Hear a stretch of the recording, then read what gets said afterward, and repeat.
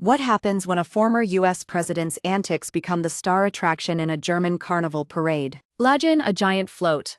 Lights blazing, marching through Dusseldorf streets, each step echoing with laughter and disbelief.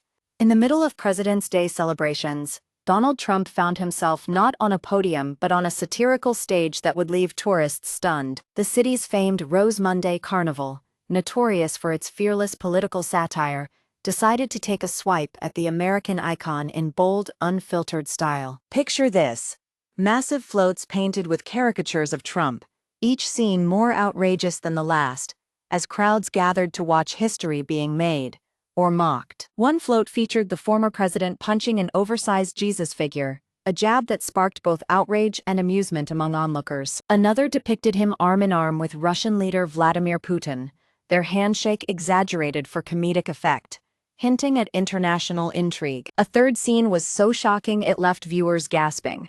Trump dancing without pants beside a gagged Statue of Liberty, his tongue comically sticking out. The spectacle didn't stop there.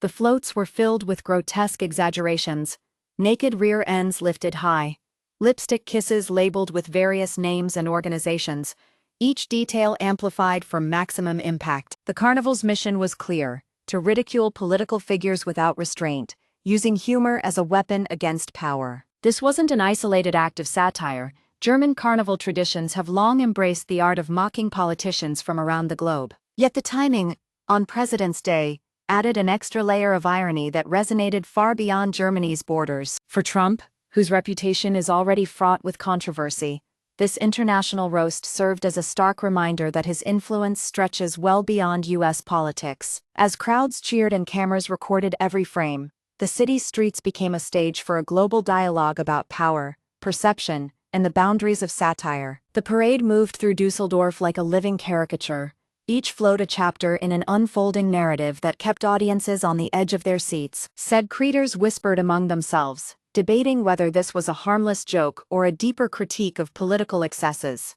Some laughed openly, while others stared in discomfort, feeling the weight of the images before them. The tension grew with each new float, each more daring than the last, as the parade's creators pushed the limits of public decency and comedic freedom. Finally, as the procession approached its climax, a hush fell over the crowd, anticipation building like a drumbeat in the distance. At the end of the march, amidst applause and bewildered silence, the most striking revelation emerged. The carnival was not merely mocking Trump, it was exposing how his persona has become a universal symbol of polarizing leadership. In that moment, the city's streets echoed with a powerful message: satire knows no borders, and even on President's Day, the world can still laugh at the spectacle of power. Thank you for watching. If you enjoyed this video, please like and subscribe for more updates.